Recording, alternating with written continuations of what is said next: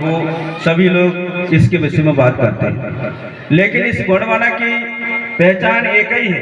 देश दुनिया में वो पहचान, जब देश आजाद हो गया, देश जब आजाद हुआ, हक लिखा गया, संविधान में लिखा गया, धारा बन गया, लिखा गया, कोर्ट में लिखा गया, कचहरी में लिखा गया, लेकिन जो आदिवासी की जो हक थी, मेन हक अधिकार थी, उसको आज तक शासन ने नहीं दिया। ना तो हमारी जो भाषा की बहुत लड़ाई थी, भाषा की लड़ाई थी, अनुच्छेद आर्टिकल में 8 में अभी तक भाषा का मान्यता नहीं मिला।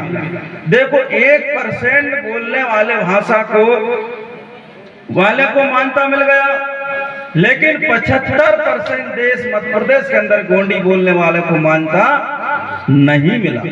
और आरक्षण की बात करें हम लोग, संविधान में सारी चीज लिखा गई, लेकिन आपकी जल जंगल जमीन, आपकी संस्कृति, आपकी आरक्षण अभी तक नहीं मिला। सिर्फ पन्ना में दर्ज हुआ है, लोकसभा में, विधानसभा में, राज्यसभा में ये सारे दर्ज हुआ है। आपकी संस्कृति, आपकी जंगल जमीन भी लिखा है वहां पर। 1971 से लेके 1996 से लेकर अभी तक वहां पर शासन का कहा गया था कि वो संविधान के तहत पर किया गया कि एक को आदिवासी की जमीन, सरकार का एक वन विभाग का 1 इंच भी जमीन मध्य प्रदेश के अंदर शासन का नहीं है, वो आदिवासियों का था।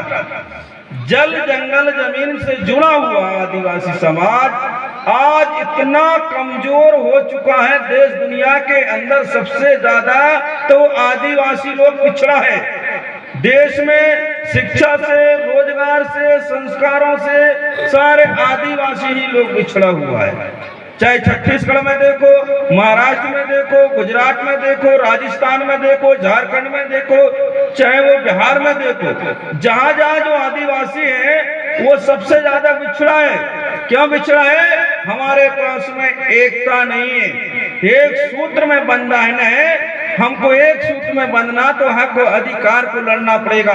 नौजवान हो, बहन हो, बेटी हो, सभी लोगों को एक शिक्षा की ओर जाना पड़ेगा, संस्कार की ओर जाना पड़ेगा।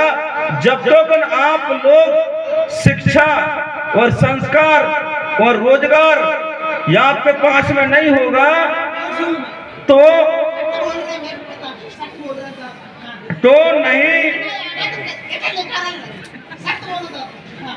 तो आप लोगों को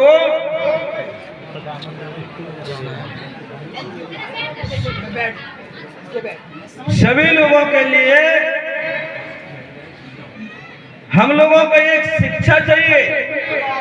आदिवासियों भाइयों और बहनों, हम लोग बड़े बड़े महल, अटारी, मंदिर, शिक्षा, जब तक आपके पास में शिक्षा नहीं होगा, देश में आप लोग राज नहीं कर पाओगे। आज भी जल और जंगल जमीन, खाई और गांव में, शहर में बसे हुए हैं। जब तक शिक्षा नहीं होगा, संस्कार नहीं होगा, पढ़ोगे नहीं, लिखोगे नहीं, आपको कुछ नहीं होने वाला है।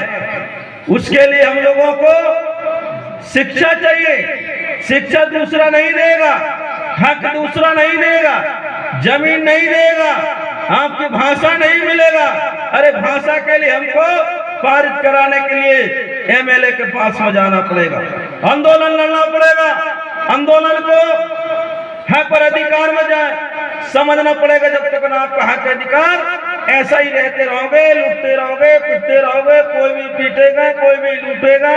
यही आदिवासी समाज का स्थिति है।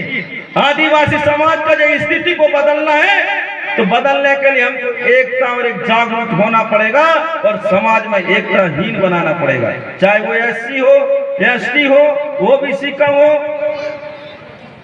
चाहे कोई सा भी समाज हो, 85% समाज देश का मूल्य